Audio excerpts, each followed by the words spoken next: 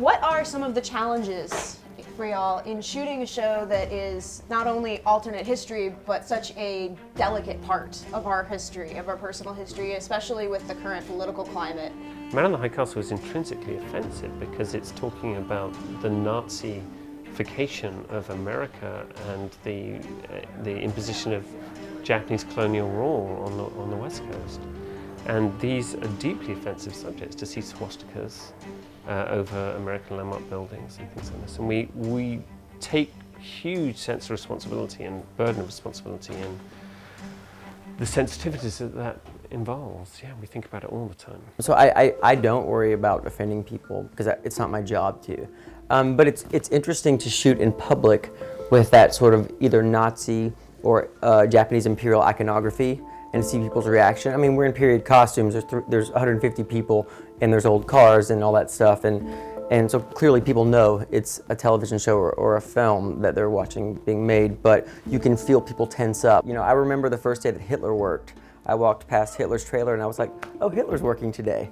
And then I walked a few steps, I was like, I have to take a picture of that. Because Hitler's name was on a door, on like a set door. I was like, people are seeking this information because of the show. So you're kind of a gateway for a new audience to actually do the research and find out about stuff that they may not have been as proactive about. So there is that kind of added bonus. Yeah, I mean, you know, obviously Hitler died in the 40s, so, you know, the world we create imagines all these people survived and the Nazis conquered the Allied forces and the Nazi regime exists. And this never happened, and we have to constantly imagine a world where if you took away all of those post-war social forces, you know, consumerism, popular culture, freedom of expression, all the things that defined the 60s in our generation just never existed.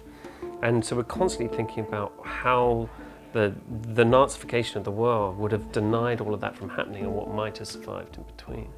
And that's where it's great fun with alternate history, it's extraordinary, but we have to be sensitive all the time. You know, when we're on the streets and we're filming, as DJ says, you know, if someone's got a swastika, we keep it covered up until literally the cameras are rolling.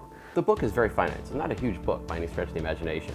So finding ways to build on that story and to go into new directions, because it's not like Batman where you have people that have very specific needs regarding the material. So what has been some of the challenge in finding the meat from the book and turning it into something that you can turn into a long feature-length episode? Well, Philip K. Dick imagined a universe. He imagined a whole world, and he set his characters, he created his characters and set them within that world. And the world is incredible in what it offers you and where you can go within it. Obviously the characters in the book were a huge influence to how we started the TV show.